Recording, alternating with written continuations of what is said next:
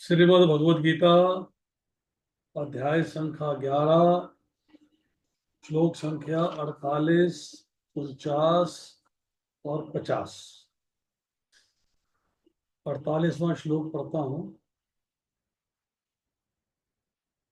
न वेद यज्ञ अध्ययने न दाने न च क्रिया भी न तपो भी एवं रूपः शक्य अहम लोके द्रष्टुम त्वत्पन्येन कुरु प्रवीर। हे कुरुश्रेष्ठ, तुमसे पूर्व मेरे इस विश्व रूप को किसी ने नहीं देखा, क्योंकि मैं ना तो वेदाध्ययन के द्वारा, ना यज्ञ, ना दान, ना पुण्य, ना कठिन तपस्या के द्वारा इस रूप में, इस संसार में देखा जा सकता हूँ। कौन से रूप की चर्चा हो रही है? विराट रूप की। तात्पर्य पढ़ता हूँ। एक इस प्रसंग में दिव्य दृष्टि को भली भांति समझ लेना चाहिए। तो ये दिव्य दृष्टि किसके पास हो सकती है? दिव्य का अर्थ है दैवी। जब तक कोई देवता के रूप में दिव्यता नहीं प्राप्त कर लेता, तब तक उसे दिव्य दृष्टि प्राप्त नहीं हो सकती। देवता के रूप में दिव्यता प्राप्त करनी, उसके लिए आपके अंदर दैवी गुण आने चाहिए। और दैवी गुण क्या है? श्री भगवान ने कहा, हे भरत पुत्र, निर्भयता, आत्मशुद्धि, आध्यात्मिक ज्ञान का अनुशीलन, दान, आत्म संयम, यज्ञ परायणता, वेदाध्ययन, तपस्या, सरलता, अहिंसा, सत्यता, क्रोध विहीनता, त्याग, शांति, छिद्रान्वेषण में अरुचि, समस्त जीवों पर करुणा, लोभ विहीनता, भद्रता, लज्जा, संकल्प, तेज, क्षमा, धैर्य, पवित्रता, ईर्ष्या तथा मान के अभिलाषा से मुक्ति, ये सारे दिव्य गुण हैं जो दैवी प्रकृति से संपन्न देवतुल्य पुरुषों में पाए जाते हैं। 16वां अध्याय श्लोक संख्या 1 से लेकर 3 तक। और देवता कौन है? वैदिक शास्त्रों का कथन है कि जो भगवान विष्णु के भक्त हैं वे देवता। मतलब आपको भगवान का भक्त होना है और दैवी गुणों को प्राप्त करना है, तो आप भी देवता कहलाए जाएंगे। विष्णु भक्ता स्मृता देवा। जो नास्तिक हैं, अर्थात जो विष्णु में विश्वास नहीं रखते या विश्वास नहीं करते, या जो कृष्ण के निर्विशेष अंश को परमेश्वर मानते हैं, अर्थात निराकार स्वरूप मानते हैं, साकार नहीं मानते, उन्हें ये दिव्य दृष्टि प्राप्त नहीं हो सकती। ऐसा संभव नहीं है कि कृष्ण का विरोध करके कोई दिव्य दृष्टि भी प्राप्त कर सके। ऐसा संभव नहीं है कि कृष्ण का विरोध करके भी कोई दिव्य दृष्टि भी प्राप्त कर सके। ऐसा संभव नहीं है कि कृष्ण का विरोध करके भी कोई दिव्य दृष्टि प्राप्त कर सके। मैं रिपीट कर रहा हूँ इसे बार बार कि अगर आपको दिव्य दृष्टि प्राप्त करनी है तो कृष्ण की भक्ति करनी होगी। विरोध करके दिव्य दृष्टि नहीं बन सकती। अब बिना दिव्य दृष्टि बने, बिना दिव्य दृष्टि बने, अर्थात दिव्य बनेंगे तो दिव्य दृष्टि प्राप्त होगी, दिव्य नहीं होंगे तो दिव्य दृष्टि प्राप्त नहीं होगी। दूसरे शब्दों में, जिन्हें दिव्य दृष्टि प्राप्त है वे भी अर्जुन की ही तरह विश्व रूप देख सकते हैं। दिव्य दृष्टि प्राप्त होना जरूरी है विश्व रूप देखने का। भगवत गीता में विश्व रूप का विवरण है, यद्यपि अर्जुन के पूर्व ये विवरण अज्ञात, किसी ने नहीं देखा था, किंतु इस घटना के बाद विश्व रूप का कुछ अनुमान लगाया जा सकता है। जो लोग सचमुच ही दिव्य हैं वे भगवान के विश्व रूप को देख सकते हैं, किंतु कृष्ण का शुद्ध भक्त बने बिना कोई दिव्य नहीं बन सकता। मतलब वो दैवी गुण किसमें आएंगे? जिन 20 गुणों की चर्चा हमने करी है, तो उसमें आएंगे जो कृष्ण का शुद्ध भक्त बन जाएगा। किंतु जो भक्त सचमुच दिव्य प्रकृति के हैं और जिन्हें दिव्य दृष्टि प्राप्त है, वे भगवान का विश्व रूप का दर्शन करने के लिए उत्सुक नहीं रहते। चॉइस ही नहीं है, उत्सुकता नहीं है। कि मेरे को दिव्य दृष्टि प्राप्त हो गई, अच्छा जी, मैं दिव्य हो गया, अच्छा जी, परंतु मुझे भगवान का विश्व रूप देखने की इच्छा नहीं। जैसा कि पिछले श्लोक में कहा गया है, अर्जुन ने कृष्ण के चतुर्भुजी विष्णु रूप को देखना चाहिए, वो रूप जिसके अंदर भगवान देवकी और वासुदेव के समक्ष प्रकट हुए, चतुर्भुज रूप। क्योंकि विश्व रूप को देखकर वह भयभीत हो उठा। इस श्लोक में कुछ शब्द महत्वपूर्ण हैं। यथा वेदा यज्ञ अध्ययने, जो वेदों तथा यज्ञ यज्ञानुष्ठानों से संबंधित विषयों के अध्ययन को बताता है। अगर आप वेदों का अध्ययन करते हैं और यज्ञ अनुष्ठान कैसे किया जाता है उसके बारे में जानना चाहते हैं, जानते हैं, पढ़ते हैं, लिखते हैं, समझते हैं, करते हैं, तो वेदों का अर्थ है समस्त प्रकार का वैदिक साहित्य। क्या क्या है उसमें? चारों वेद, ऋग, यजु, श्याम तथा अथर्व, 18 पुराण, सारे उपनिषद और वेदांत सूत्र। इसी में भागवत आ जाती है, इसी में भगवत गीता। मनुष्य इन सब का अध्ययन चाहे घर में न करे या अन्यत्र, इस प्रकार यज्ञ विधि के अध्ययन करने के अनेक सूत्र हैं। कल्प सूत्र और मीमांसा सूत्र, इनकी चर्चा हम पहले कर चुके हैं। पावर पॉइंट प्रेजेंटेशन में हमने इसकी चर्चा करी हुई। दाने सुपात्र को दान देने के अर्थ में आया है।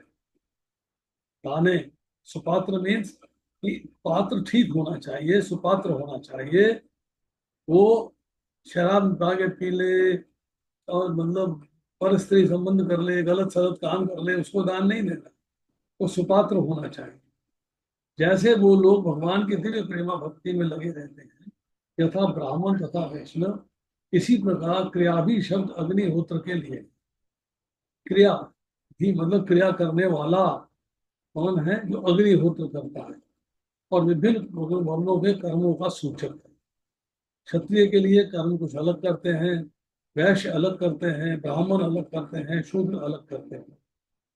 शारीरिक कष्टों को स्वेच्छा से अंगीकार करना तपस्या है।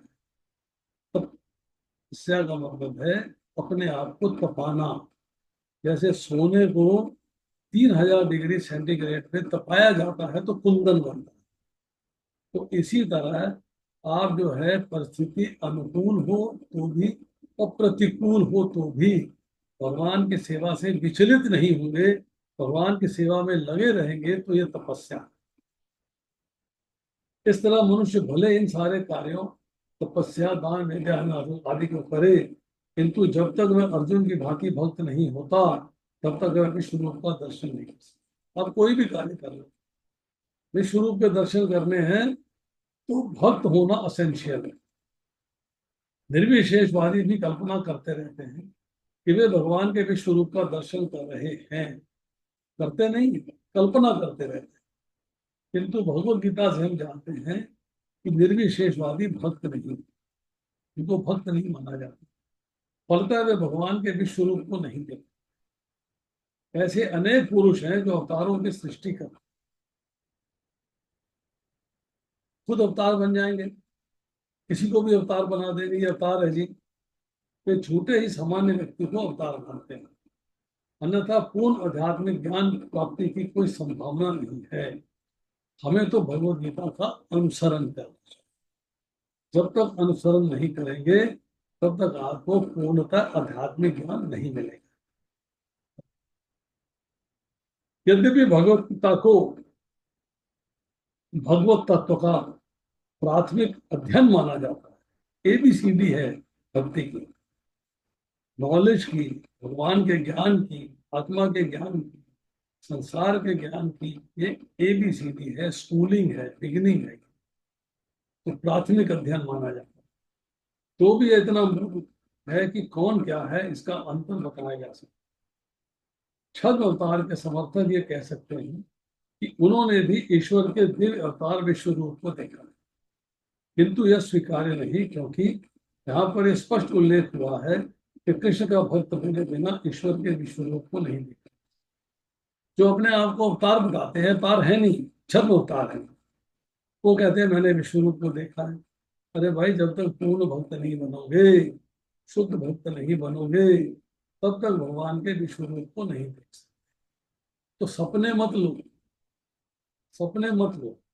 अतः पहले कृष्ण का शुद्ध भक्त बनना होता है। कभी कोई दावा कर सकता है कि वह विश्व रूप का दर्शन करा सकता है। जिसे उसने देखा है, कृष्ण का भक्त कभी भी छद्म अवतारों को या इसके अनुयायियों को मान्यता नहीं देता।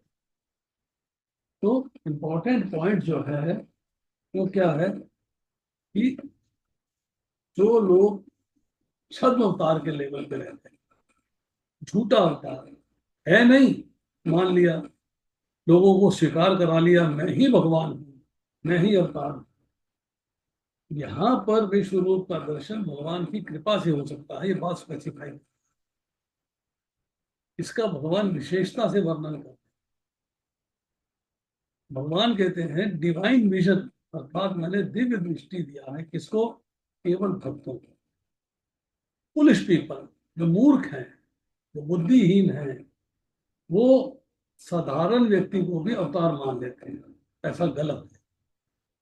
अब ना साधना, ना कोई पर्सनल एफर्ट यूनिवर्सल फॉर्म को नहीं दिखा सकता जब तक आप शुद्ध भक्ति में नहीं आ जाते। बाद में बार बार रिपीट करो। इसको कहा गया है न वेदों का अध्ययन, ना यज्ञों का विधि विधान से, न बड़े बड़े दान, न कठिन से कठिन तपस्या, ना ही व्रत विश्व रूप देखने में कारण बन सकते हैं। रीजन, रीजन क्या है इसका? इसके इस स्टेटमेंट के पीछे लॉजिक क्या है? क्या बात समझ में आती है इससे?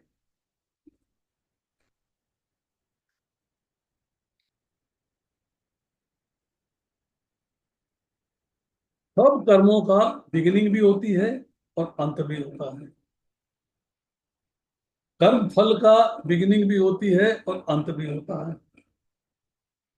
सो ऐसे कर्म जो हम करते हैं, जिनकी बिगिनिंग भी है और जिनका अंत भी है, इन कर्मों से भगवान के अनंत, असीम, अव्यय, दिव्य स्वरूप के दर्शन कैसे हो सकते? भौतिक शरीर है, भौतिक दृष्टि है, भौतिक कान है, तो इनसे भगवान के दिव्य स्वरूप के दर्शन कैसे हो सकते? हो सकते हैं। एक ही तरीका है, वो तरीका है भगवान की कृपा। अर्जुन पे भगवान ने कृपा की तो दर्शन हुए। जब तक भगवान की कृपा नहीं होगी तब तक आप दर्शन प्राप्त नहीं कर सकते। 49वां श्लोक पढ़ता हूं। माते व्यथा मा च विमूढ़ भाव दृष्ट्वा रूपं घोरम इक्र ममिदं व्यपेत भी प्रतिमना पुनः त्वं ततएव मे रूपम इदं प्रपश्य। तुम मेरे इस भयानक रूप को देखकर अत्यंत विचलित एवं मोहित हो गए। अब मैं इसे समाप्त करता हूं। हे मेरे भक्त, हे मेरे भक्त, तुम समस्त चिंताओं से पुनः मुक्त हो जाओ। तुम शांत चित्त से अब अपना इच्छित रूप देख सकते हैं। इच्छित रूप क्या था देखने के लिए? चतुर्भुज रूप। तो भगवान ने कहा कि मेरा जो ये विराट रूप तुमने देखा है, जो विश्व रूप देखा है, उससे तुम विचलित भी हो गए और मोहित भी हो गए, कंफ्यूजन में आ गए। अब मैं इसे समाप्त कर, तुमने कहा था दिखाओ, मैंने दिखा दिया। तुमने कहा था समाप्त करो, तो मैंने समाप्त कर दिया। ये क्या शो करता है कि भगवान भक्त का कहना मानते हैं। भगवान भक्त के दास बन जाते हैं। हे मेरे भक्त, भगवान रिपीट करते हैं, हे मेरे भक्त, तुम समस्त चिंताओं से पुनः मुक्त हो जाओ। ये जो भौतिक स्वरूप देखे, मेरा विश्व स्वरूप देखे, जो तुम्हें टेंशन हो गई है, परेशानी हो गई है, चिंता हो गई है, उससे मुक्त हो जाओ। अब शांत चित्त से, प्रेम से, साधारण चित्त रखते हुए अपना इच्छित रूप देखो। तात्पर्य में लिखते हैं श्रील बहुपाल, भगवत गीता के प्रारंभ में अर्जुन अपने पूज्य पिता में भीष्म तथा गुरु द्रोण के वध के विषय में चिंतित था। किंतु कृष्ण ने कहा कि उसे अपने पिता में का वध करने से डरना नहीं चाहिए। कृष्ण कह रहे हैं उनका वध करने से डरना नहीं चाहिए। जब कौरवों की सभा में धृतराष्ट्र के पुत्र द्रौपदी को विवस्त्र करना चाह रहे थे तो भीष्म और द्रोण मौन थे। अतः कर्तव्य विमुख होने के कारण इनका वध होना ही चाहिए। दो बातें यह कही गई। एक, वो अपने कर्तव्य से परे हो गए थे। दूसरा, कि महाजन को फॉलो करना चाहिए, अपने से सीनियर को फॉलो करना चाहिए, उनके पद चिन्हों पर चलना चाहिए। जब युद्ध भूमि में भीष्म पितामह और द्रोणाचार्य युद्ध करने के लिए आ गए हैं तो तुम्हें भी युद्ध करने के लिए तैयार रहना चाहिए। अब कृष्ण ने अर्जुन को अपने विश्व रूप का दर्शन ये दिखाने के लिए कराया है कि ये लोग अपने कुकृत्यों के कारण पहले ही मारे जा चुके हैं। भगवान कहते हैं कि पहले ही मारे जा चुके हैं, तुम तो निमित्त बनो बस। ये दृश्य अर्जुन को इसलिए दिखाया गया क्योंकि भक्त शांत होते हैं और ऐसे जघन्य कर्म नहीं कर सकते, और उन्हें मोटिवेट किया गया है ये कर्म करने के लिए। विश्व रूप प्रकट करने का अभिप्राय स्पष्ट हो चुका था। अब अर्जुन कृष्ण के चतुर्भुज रूप को देखना चाह रहा था, अतः उन्होंने उसे वह रूप दिखाया। भक्त कभी भी विश्व रूप देखने में रुचि नहीं लेता क्योंकि इससे प्रेमानुभूति का आदान प्रदान नहीं हो सकता।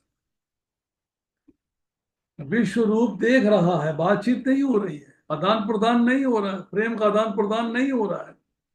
पर द्विभुज रूप में, दो भुजाधारी रूप में प्रेम का आदान प्रदान हो सकता है। भक्त या तो अपना पूजा भाव अर्पित करना चाहता है या दो भुजा वाले कृष्ण के दर्शन करना चाहता है, क्योंकि उन्हीं से प्रेम का आदान प्रदान हो सकता है, जिससे वह भगवान के साथ प्रेमा भक्ति का आदान प्रदान कर सके। अब देखिए, अर्जुन का भय दूर करने के लिए अब दो श्लोक हैं। इन दो श्लोकों में उनको देव रूप देखने की आज्ञा देते हैं। देव रूप, चैप्टर 1 श्लोक संख्या 32 से लेकर 35 तक। मैं इसको जो है थोड़ा सा आपको बता देता हूं। पहले चैप्टर में 32 से लेकर 35वां श्लोक, थोड़ा क्लैरिटी आ जाएगी आपको।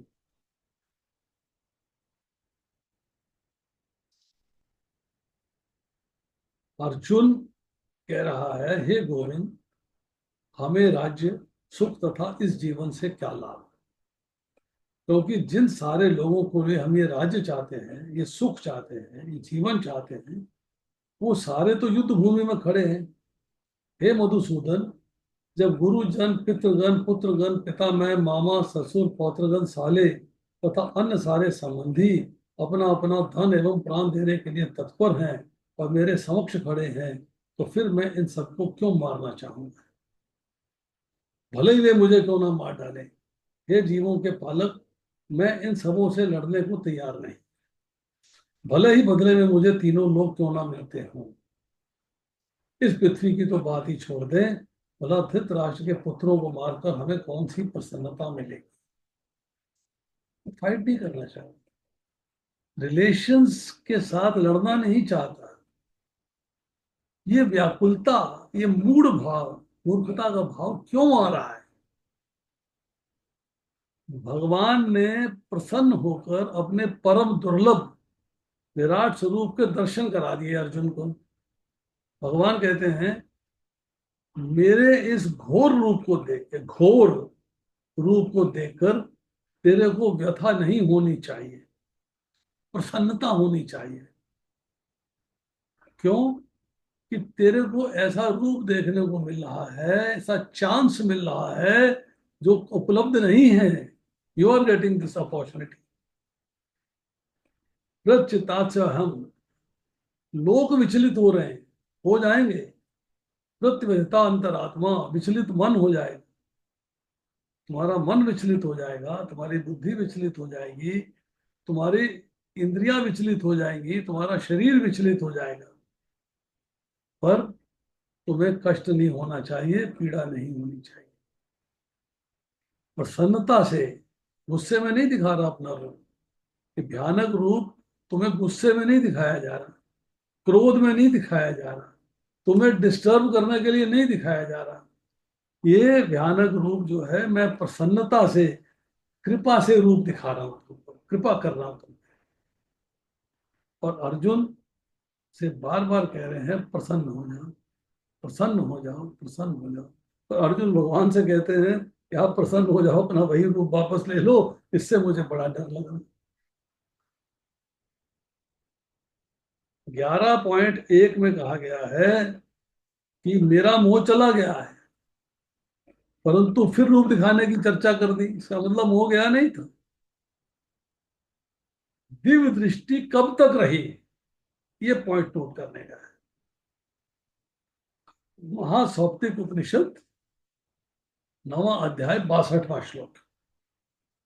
संजय को दिव्य दृष्टि मिली युद्ध के आरंभ में, चली गई दुर्योधन की मृत्यु होने पर, शोक होने पर।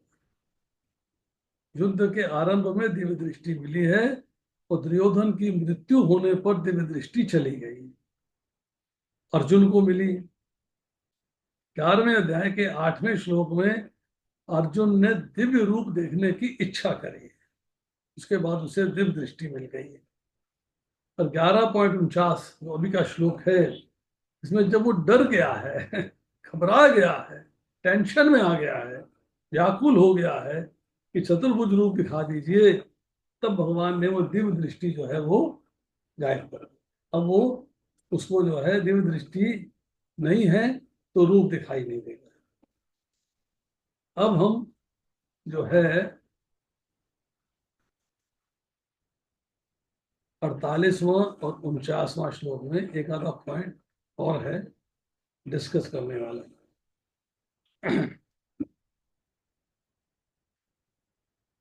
जैसे मैंने पहले बताया कि चतुर्भुज रूप दर्शन की दुर्लभता है, और इस रूप को देखने में एक ही साधन है, वो है अनन्य भक्ति। अनन्य भक्ति।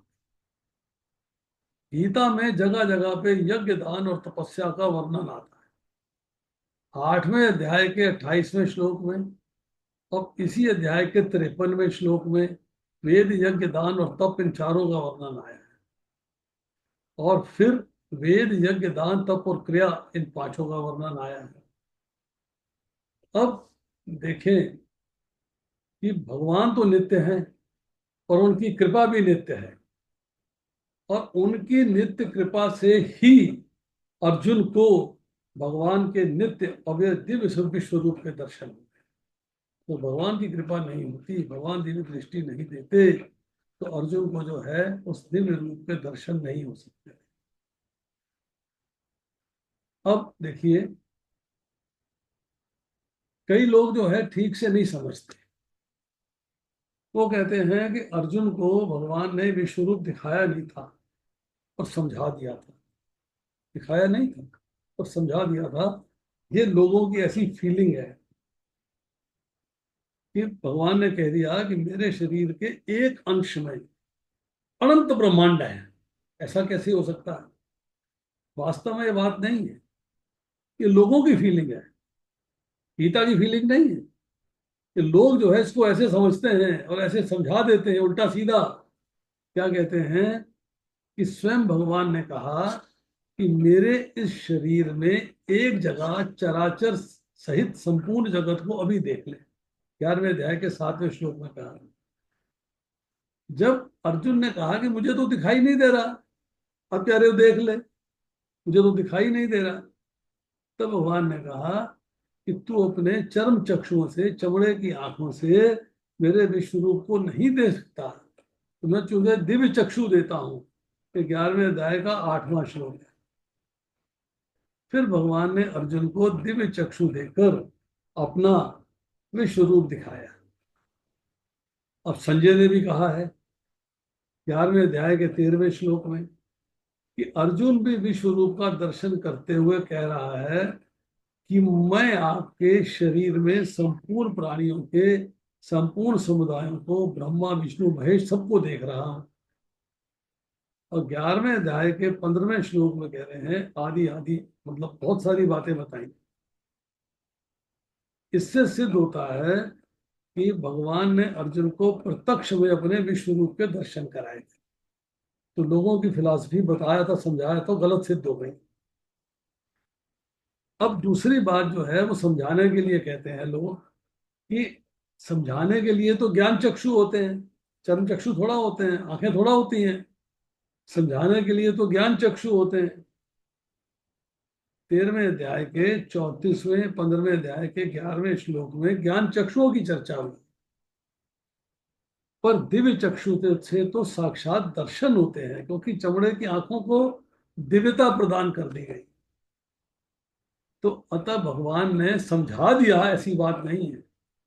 भगवान ने दर्शन कराए हैं, ये बात है।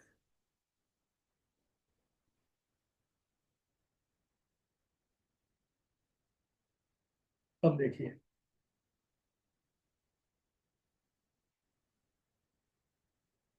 व्यथा क्यों हो रही है, डर क्यों लग रहा है। बड़ा स्वरूप देख लिया, कोई बात नहीं, कोई बात नहीं, देख लिया कोई बात नहीं, बट इंपॉर्टेंट क्या है कि डर क्यों लग रहा है। कि विकराल दाढ़े, जो भगवान के जो बोलर्स हैं, जो दाढ़े हैं विकराल है। और उसके कारण जो बड़े बड़े योद्धा जिससे लोग भयभीत रहते हैं, वो योद्धा दाढ़ों के रास्ते मेरे मुखों में जा रहे हैं, दाढ़ों से पसीजे निकल रहे हैं। कई उसमें से चूरा हो गए, कई सिरों सहित दांतों के बीच में फंसे हुए हैं। और मैं, भगवान कहते हैं, मैं प्रलय काल की अग्नि के समान प्रज्वलित मुखों द्वारा संपूर्ण लोगों का ग्रसन कर रहा ग्रसन कर रहा हूं और चारों ओर से चाट रहा हूं। ये मेरा घोर रूप है। बट अर्जुन, मेरे इस रूप को देखकर तेरे को व्यथा नहीं होनी चाहिए, टेंशन नहीं होनी चाहिए, परेशानी नहीं होनी चाहिए, खुशी होनी चाहिए, प्रसन्नता होनी चाहिए कि तू मेरी कृपा को देख के तो खुश हुआ था। 45 श्लोक में चर्चा आ रही है। अब तेरी कृपा की तरफ तेरी दृष्टि गई है, तो तेरे को खुश होना बनता था। ये व्यथित होना ठीक नहीं है, टेंशन में आना ठीक नहीं है। अब मैं कृपा करके तेरे को रूप दिखा रहा हूं। भगवान कहते हैं, मैं कृपा करके तेरे को रूप दिखा रहा हूं, इसको देखकर तेरे को मोहित नहीं होना चाहिए। You should not get into tension, tension में मत आ जाओ। दूसरी बात क्या है कि मैं तो प्रसन्न ही हूं, और अपनी प्रसन्नता से तुझे रूप दिखा रहा हूं।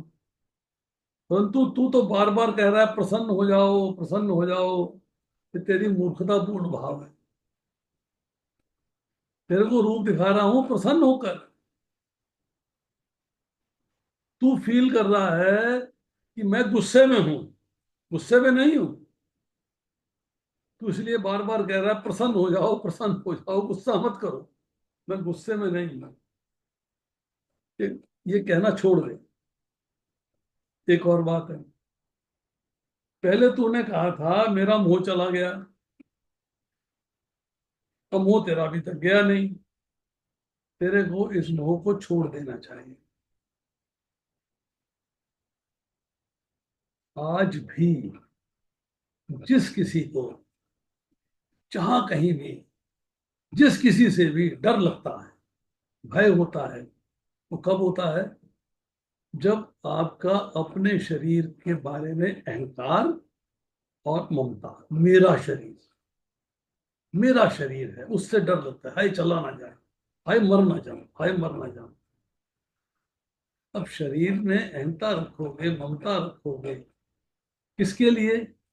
एक शरीर जो उत्पन्न हुआ है और जिसे विनाश हो जाना, उसके बारे में। ये जड़ है आसुरी प्रकृति की। अपने शरीर के लिए, अपने सुख के लिए, अपने आनंद के लिए कुछ भी करने को तैयार रहते हैं। परंतु जिसका प्राणों में मोह नहीं रहता, वो हर जगह भगवत भाव में रहता है। एकमात्र भगवान में प्रेम रहता है। वो प्रेम आपको डेवलप करना, है एकमात्र भगवान में प्रेम। जब भगवान में प्रेम हो जाएगा तब आपको डर नहीं लगेगा, आप निर्भय हो जाओगे। और जब भगवान की तरफ चलते हैं तो वो आसुरी प्रकृति नहीं, वो दैवी प्रकृति की जड़ है, दैवी प्रकृति की बिगनिंग है। तो भगवान ने उसे कहा कि तुम जो है अब मोह रहित हो जाओ, मोह को त्याग दो। अब आती है श्लोक संख्या 50।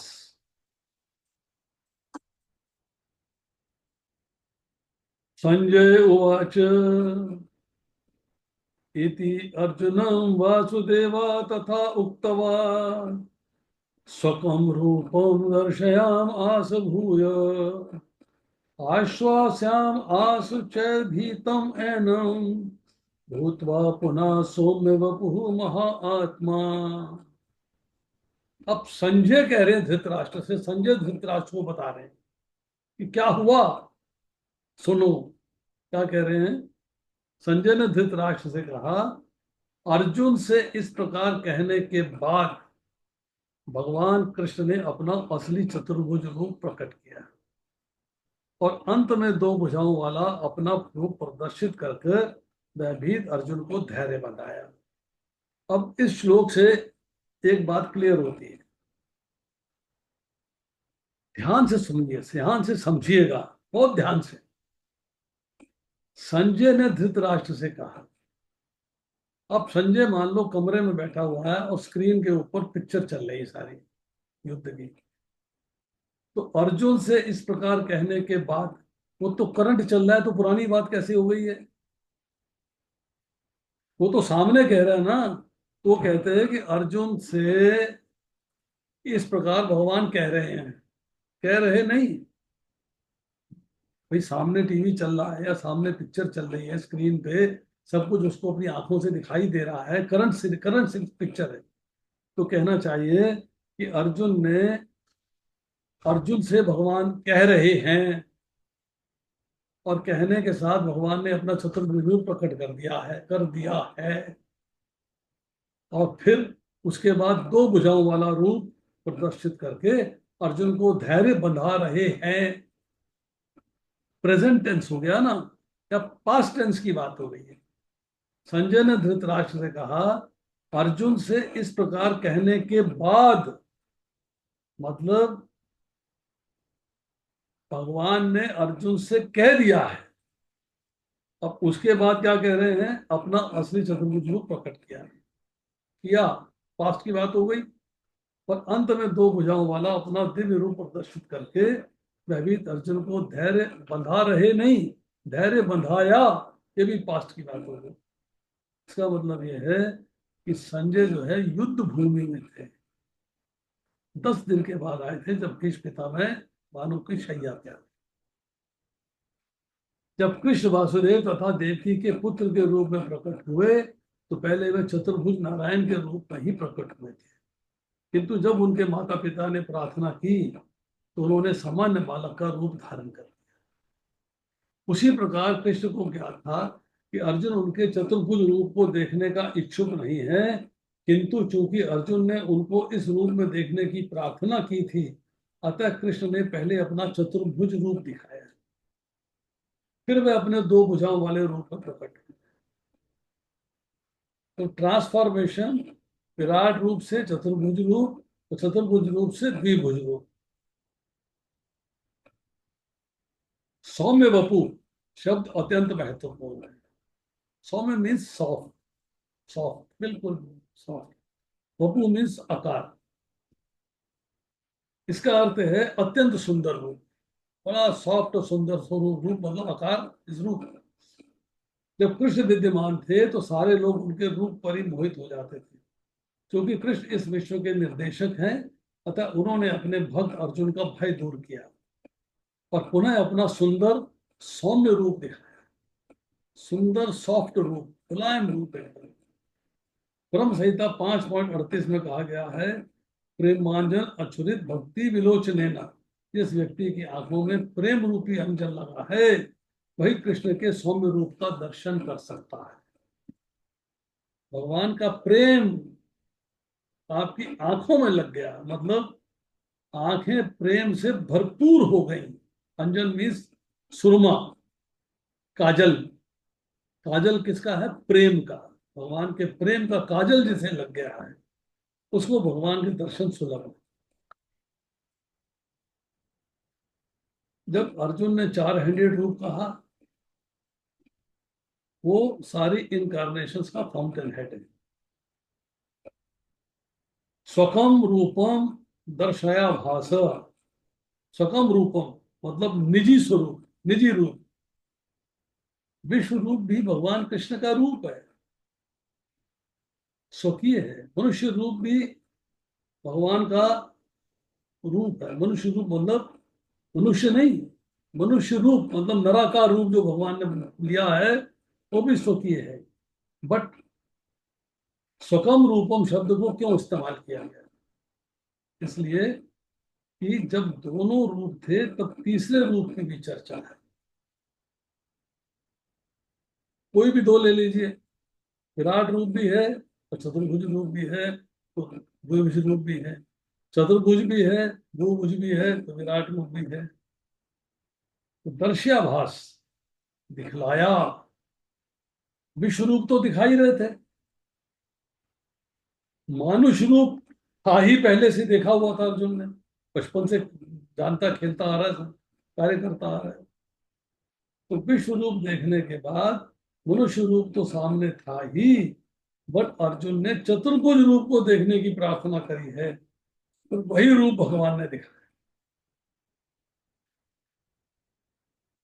सौम्य वपु कौन सा है? परम शांत, परम सुंदर, श्याम सुंदर स्वरूप, दो भुजाधारी, वो परम स्वरूप। अब